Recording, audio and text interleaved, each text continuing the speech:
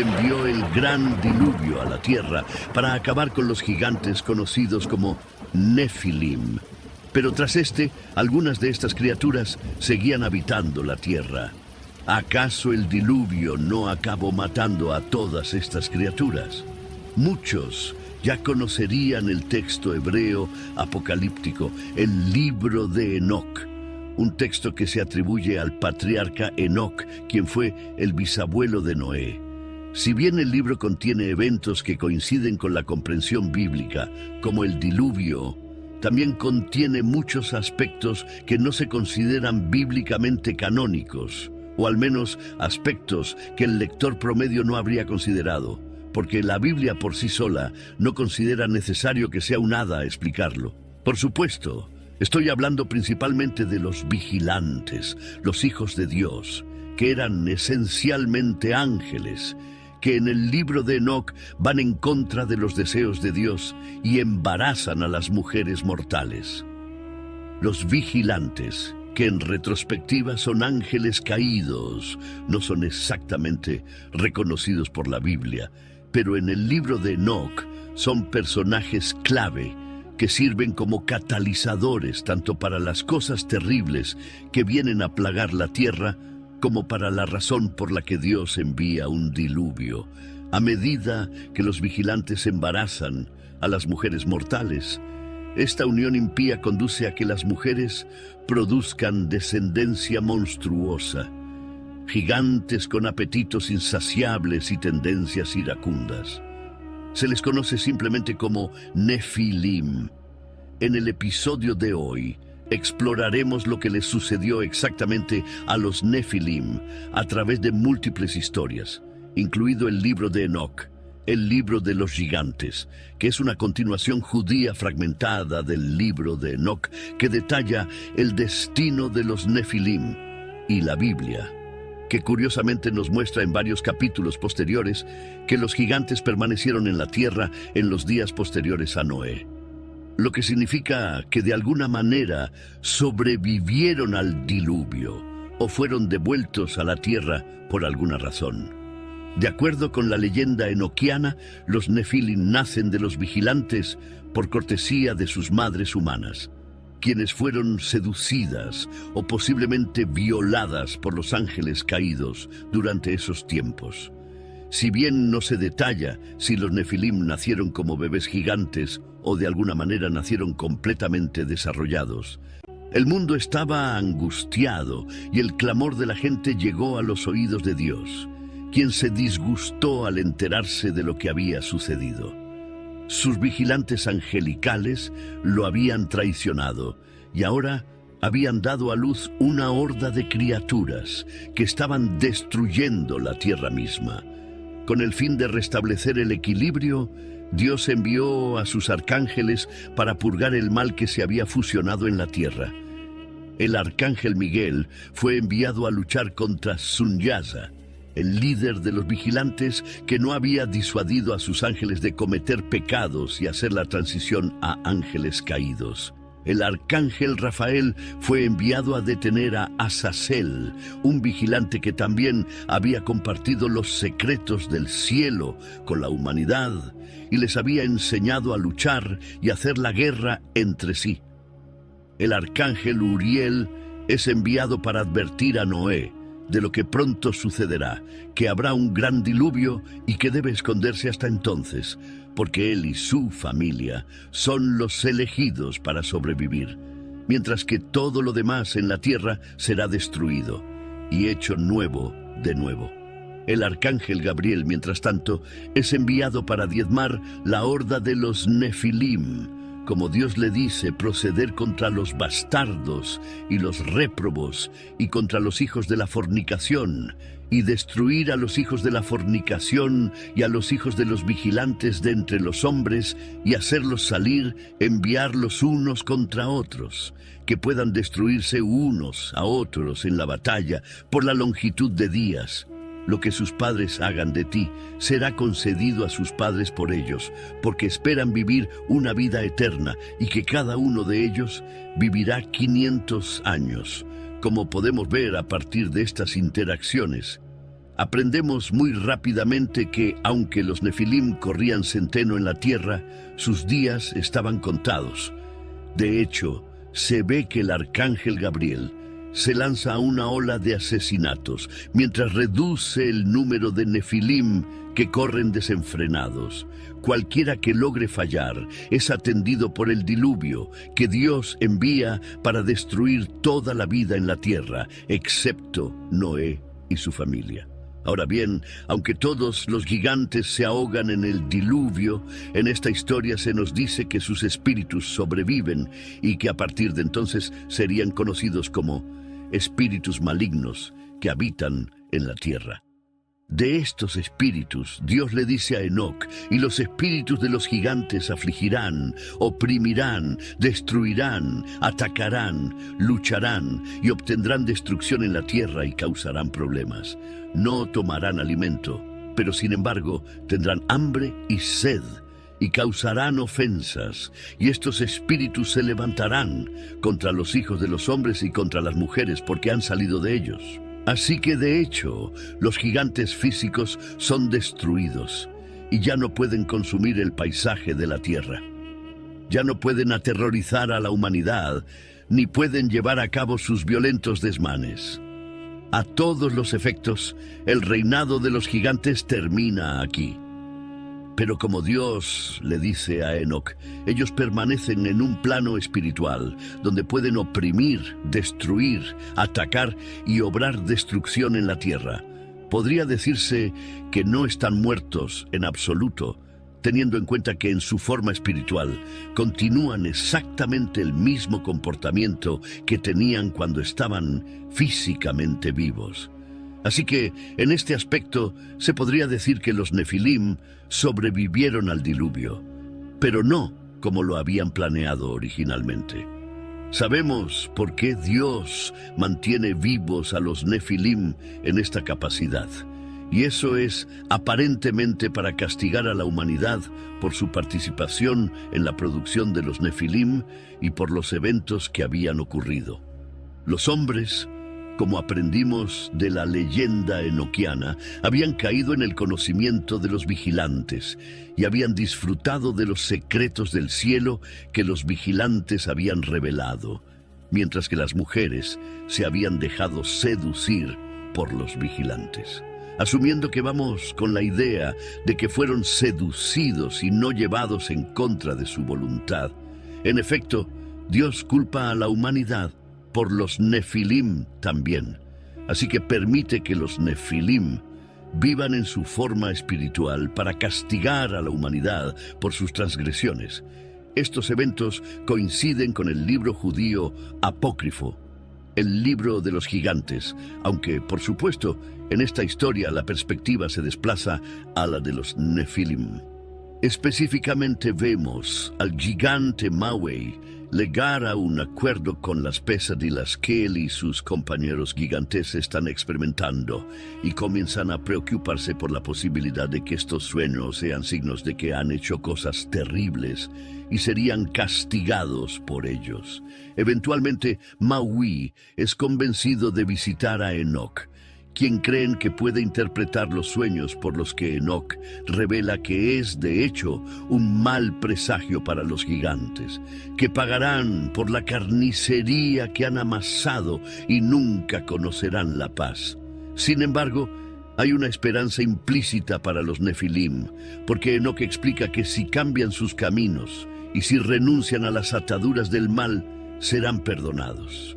Desafortunadamente, parecería que ninguno de los Nefilim fue capaz de arrepentirse o que Dios no se sentía particularmente indulgente, porque ninguno de ellos parecía estar a salvo.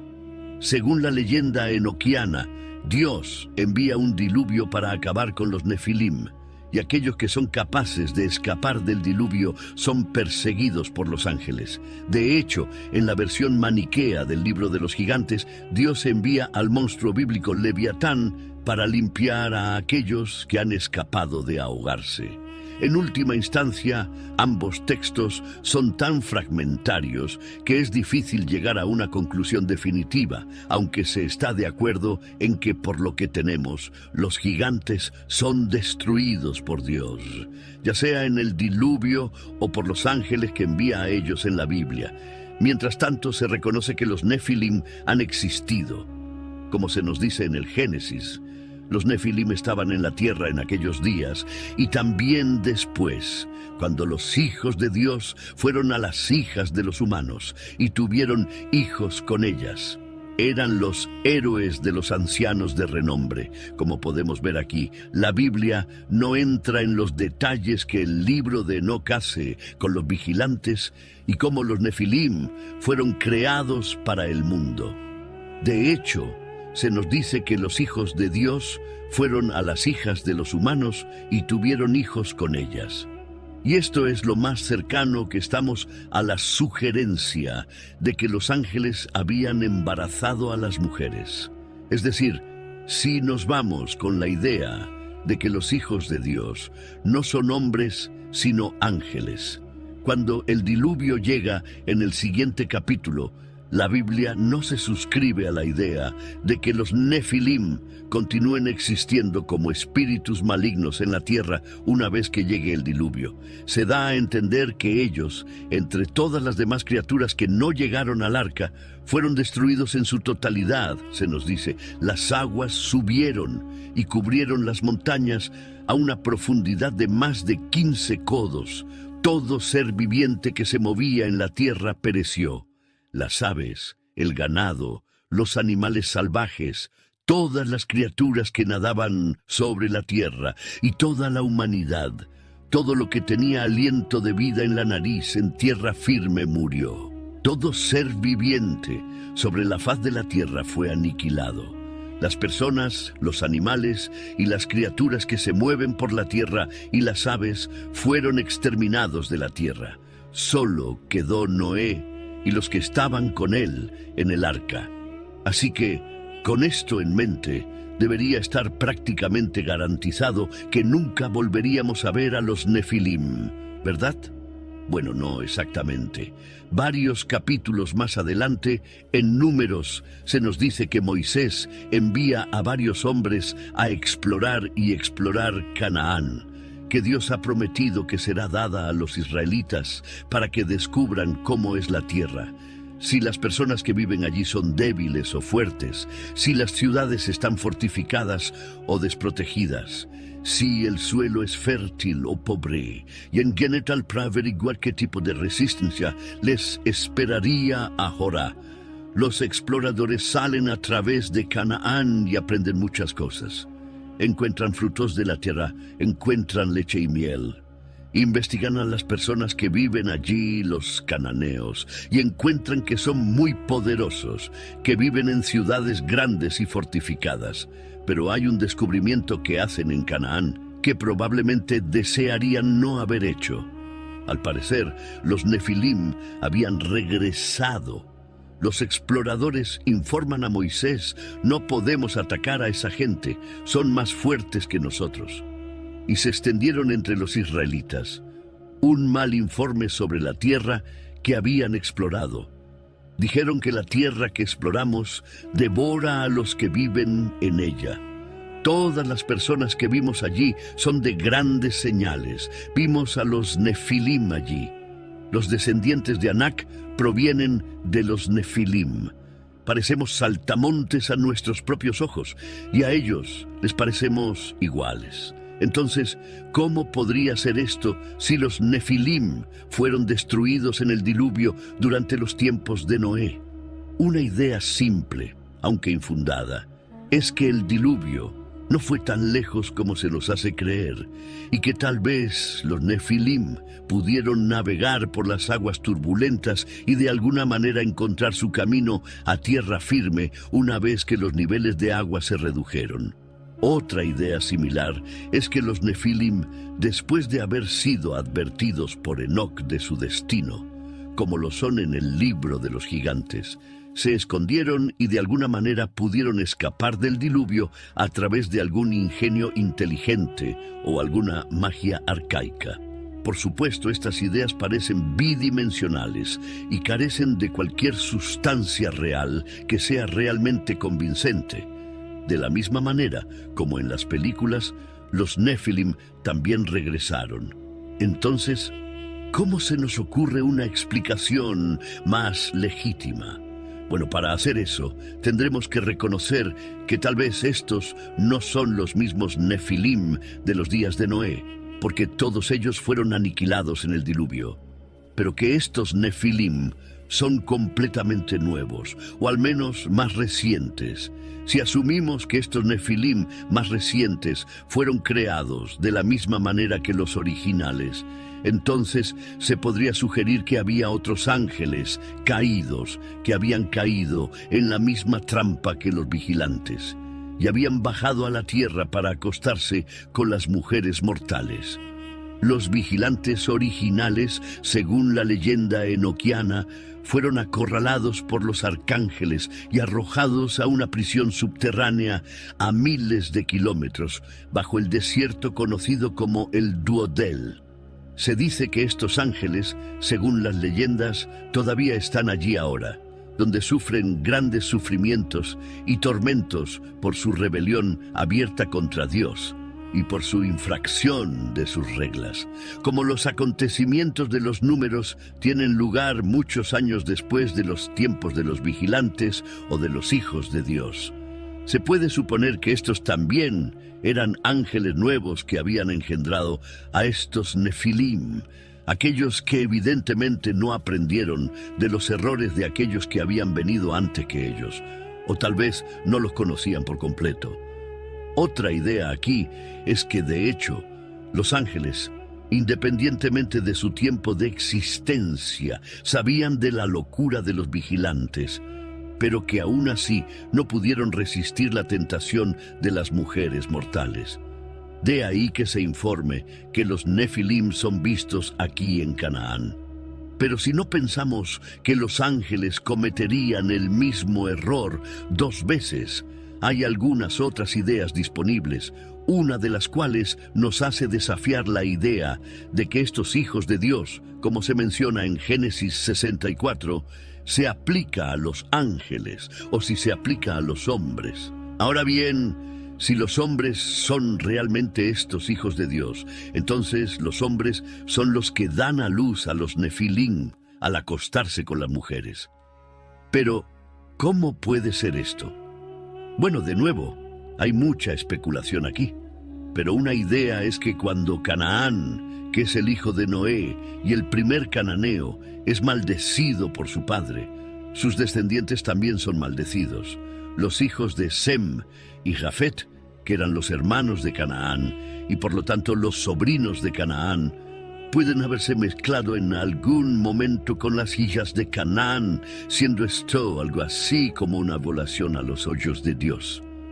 Una y otra vez vemos a Dios advertir a los que forman parte de su pacto que no hagan esposas de las mujeres cananeas. Sin embargo, una y otra vez vemos que muchos miembros del pacto hacen exactamente eso. Estos nuevos Nefilim, por lo tanto, pueden ser vistos como una consecuencia directa del pueblo escogido de Israel, que ha fornicado con el pueblo maldito de Canaán, además ejemplificando por qué los dos no pertenecían juntos, porque juntos solo podían crear algo tan abominable como más Nefilim. Desafortunadamente, esta es solo una idea simple que no puede ser corroborada y de hecho es más probable que los hijos de Dios se refieran a ángeles caídos, porque el hombre sería el hijo del hombre, siendo este hombre Adán, no Dios. Esto me lleva a la idea final que tengo sobre este relato de los números 13, la idea de que los exploradores no habían visto a los Nefilim en absoluto, sino que confundieron a algunos de los hombres altos de Canaán con gigantes, o habían tenido tanto miedo de invadir Canaán con sus ciudades reforzadas, fortificaciones fuertes y hombres poderosos que enfrentaron todo el asunto para disuadir a Moisés de estar de acuerdo con Caleb, que querían subir a Canaán y tomar la tierra por la fuerza. Te darás cuenta de que los números nos dicen que los exploradores difundieron un mal informe, lo que implica que todo lo que le dijo a Moisés fue una mala interpretación hasta la pura ignorancia, o una completa invención hecha por temor a los cananeos. La idea de que los exploradores temían a los cananeos, lo que los llevó a inventar el informe sobre los Nefilim, puede ser legitimada por el hecho de que el explorador le declara a Moisés que no pueden atacar a los cananeos porque creía que eran mucho más fuertes que ellos. Por otro lado, la idea de que el explorador simplemente había malinterpretado lo que vio también puede ser legitimada por el informe del explorador de que los descendientes de Anak habían venido de los Nefilim y que estos eran los gigantes que supuestamente estaba viendo. Anak, una palabra que se cree que significa gigante en hebreo, también fue un personaje menor en la Biblia y se nombra como el progenitor de los anaquitas o los anaseos, siendo estos el pueblo que habitaba Canaán antes de la llegada de los israelitas. El nombre Anak también aparece en otros pasajes de la Biblia, a menudo en referencia a la descendencia o linaje de esta figura. Por ejemplo, en Josué 11:22 se menciona que Josué exterminó a los Anakim de las regiones montañosas de Judá y Efraín, pero algunos de ellos sobrevivieron en las ciudades de Gaza, Gat y Asdod. Los Anakim y su linaje están vinculados con la historia de la conquista de Canaán por parte de los israelitas, y su mención en la Biblia sirve para resaltar los desafíos que enfrentaron los israelitas en su posesión de la tierra prometida. Por supuesto, esto solo nos deja con más preguntas. ¿Cómo llegaron a existir estos Anakim? ¿Qué altura tenían? ¿Eran tan grandes y feroces como sus antepasados, Nefilim, o eran más pequeños y dóciles? ¿Cuál era su naturaleza en comparación con sus malvados padres? Y quizás lo más importante, ¿eran un producto de las relaciones humanas de los Nefilim? ¿O eran el producto de hombres que se acostaban con mujeres cananeas, de ahí que existieran después del diluvio? Desafortunadamente es posible que nunca lo sepamos realmente. Lo que sí sabemos es que la actitud bíblica hacia los Nefilim y los Anakim es similar. En los relatos bíblicos, los Nefilim se presentan como seres enigmáticos, descendientes de una unión entre los hijos de Dios y las hijas de los hombres antes del gran diluvio. Se los describe como gigantes de gran estatura y fuerza formidable, cuya naturaleza exacta ha sido objeto de debate a lo largo de los siglos. Algunos los consideran como seres físicos, mientras que otros los interpretan como figuras simbólicas que representan la corrupción y la violencia en la antigua sociedad. Por otro lado, en la historia de la conquista de Canaán por parte de los israelitas bajo el liderazgo de Josué, aparecen los Anakim. Estos gigantes, asociados con la tribu de Anak, habitaban en las regiones montañosas de Canaán y eran conocidos por su imponente estatura y su habilidad en la guerra. A diferencia de los Nefilim, cuyo origen se remonta al período antes del diluvio, los Anakim están específicamente ligados a un momento histórico concreto y forman parte de la narrativa de la conquista de la tierra prometida por parte del pueblo de Israel. Así, mientras los Nefilim permanecen como figuras misteriosas y enigmáticas asociadas con un tiempo ancestral, los Anakim se convierten en un obstáculo tangible y temido que los israelitas enfrentan en su búsqueda de la tierra prometida. Estas diferencias en origen, contexto y naturaleza los distinguen en la rica mitología bíblica y en su significado cultural y religioso. Ambos son ejemplos vivientes de pecado y ambos están destinados a ser removidos de la tierra. Los Nefilim, como sabemos, fueron removidos por el diluvio, pero los anaseos, como aprendemos más tarde en la Biblia, son destruidos por Caleb y Josué. Se nos habla específicamente de esto en el capítulo de Josué. En aquel tiempo, Josué fue y destruyó a los anaquitas de la región montañosa, de Hebrón, Dabir y Anam, de toda la región montañosa de Judá y de toda la región montañosa de Israel. Josué los destruyó totalmente a ellos y a sus pueblos. Más allá del encuentro de Joshua con Anaquín, no vemos que los gigantes mantengan una prominencia significativa que indique que eran un gran problema.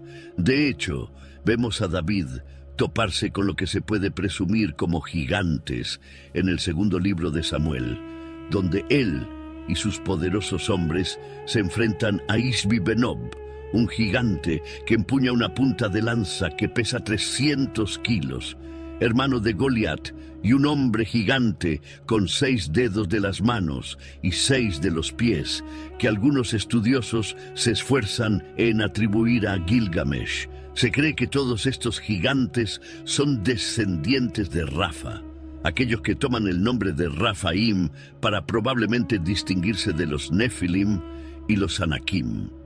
Entonces, según esta lógica, ya sea que estemos hablando de Rafaim, Anakim o cualquier otro tipo de gigante en la Biblia, no está totalmente fuera del ámbito de la posibilidad que en algún momento hayan sido simplemente agrupados como Nefilim debido a lo grandes que eran.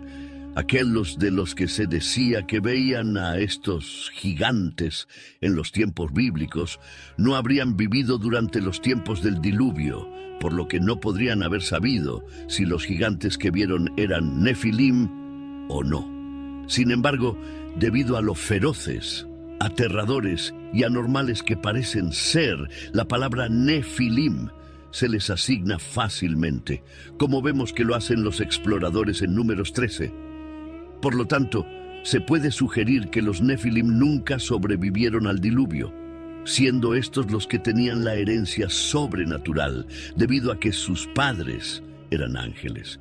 Sin embargo, todos los demás gigantes desde entonces pueden haber sido simplemente malversados bajo el término Nefilim, a pesar de que sus padres no eran ángeles caídos y no eran criaturas monstruosas.